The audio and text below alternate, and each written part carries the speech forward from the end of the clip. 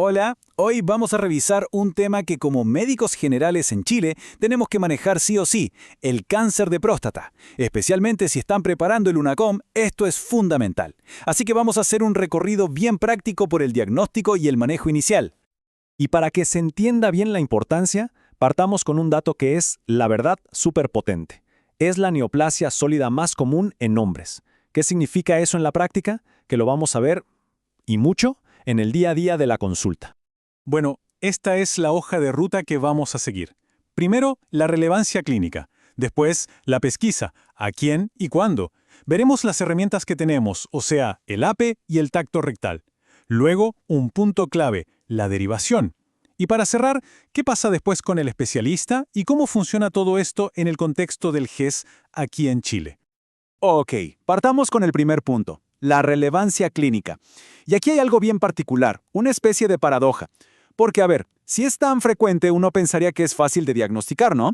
Pues no tanto, sobre todo al principio. Y la razón de este desafío es esta, y es súper importante. En las etapas iniciales, cuando de verdad podemos curar la enfermedad, la mayoría de los casos son completamente asintomáticos. O sea, si esperamos a que el paciente llegue con síntomas, lo más probable es que ya sea tarde. Por eso, tenemos que ir a buscarlo nosotros. De eso se trata la pesquisa. Perfecto. Entonces, si tenemos que salir a buscarlo, la pregunta del millón es ¿a quiénes buscamos? Y acá entra nuestro rol como médicos de atención primaria en la estratificación del riesgo. Esto es pega nuestra. Básicamente, nos fijamos en tres cosas grandes. Primero, la edad. Pasados los 50 años, el riesgo se dispara. Segundo, y ojo con esto en la anamnesis, la historia familiar. Si tiene un papá o un hermano con cáncer de próstata, su riesgo se duplica. ¡El doble! Y tercero, la raza. La ascendencia africana tiene una mayor incidencia. Entonces, ¿cuándo empezamos a hablar del tema? Es fácil. Para la población general, sin factores de riesgo, a los 50 años. Pero para nuestros pacientes de alto riesgo, esos con antecedentes familiares importantes, tenemos que adelantarnos. A los 40 o 45 años ya deberíamos estar conversando sobre la pesquisa. Listo, ya sabemos a quién y cuándo. Ahora vamos a lo práctico. ¿Cómo lo hacemos? ¿Qué tenemos en nuestro arsenal, en la atención primaria? Son dos herramientas principales y quiero que quede súper claro. Una no reemplaza a la otra, se complementan. A ver, por un lado tenemos el tacto rectal. Este es nuestro examen físico, nuestras manos. ¿Qué buscamos? Consistencia, si hay nódulos, alguna asimetría, información anatómica pura y dura. Por otro lado, está el antígeno prostático específico, el APE. Esto es un examen de sangre, es información bioquímica. Son dos mundos distintos que se juntan para darnos una mejor idea. Y acá viene la pregunta que todos hacen. El paciente, el interno, todos. ¿Un APE alto significa que tiene cáncer? La respuesta corta y directa es no, para nada. Y esto, por favor, que quede grabado a fuego. El APE es órgano específico, o sea, de la próstata, pero no es cáncer específico. ¿Qué quiere decir esto? Que muchas otras cosas pueden elevarlo. Una hiperplasia benigna, una prostatitis, una instrumentación, incluso una infección urinaria. Así que un APE alto nos dice, hey, algo pasa en la próstata, pero no nos dice es cáncer. Ok. Ya entendimos las herramientas. Ahora viene nuestro momento, el punto crítico en la atención primaria. Cuando aprieto el gatillo y derivo al urólogo. Y acá no podemos dudar, los criterios tienen que estar clarísimos. Y si se van a llevar una sola cosa de esta charla, que sea esta.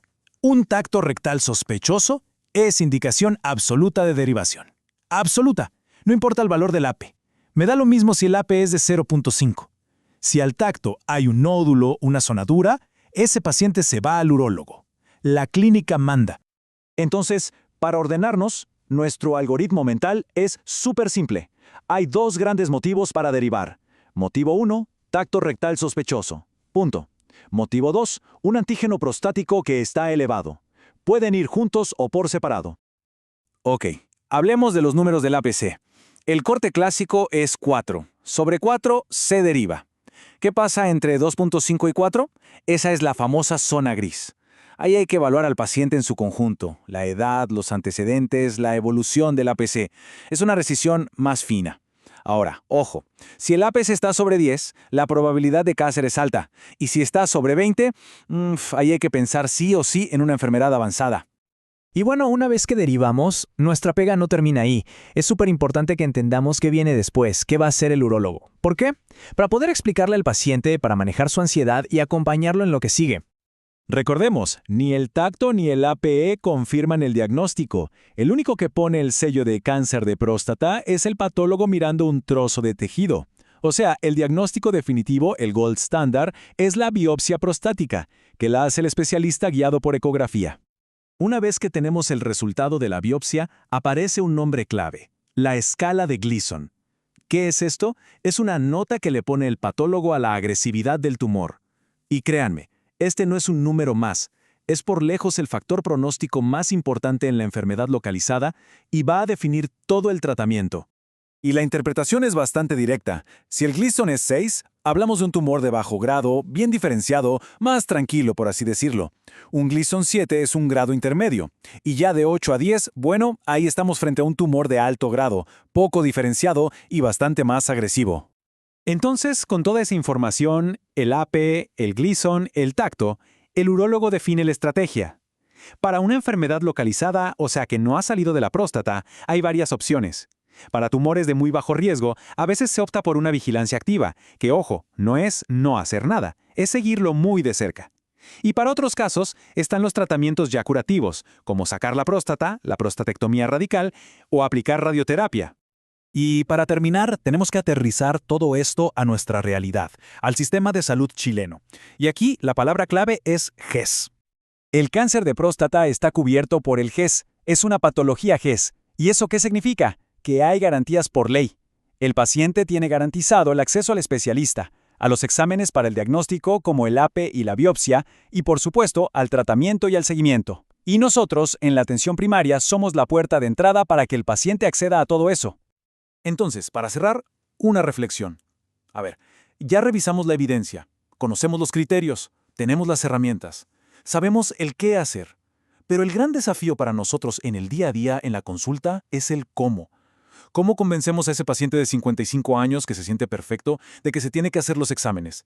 ¿Cómo mejoramos la adherencia?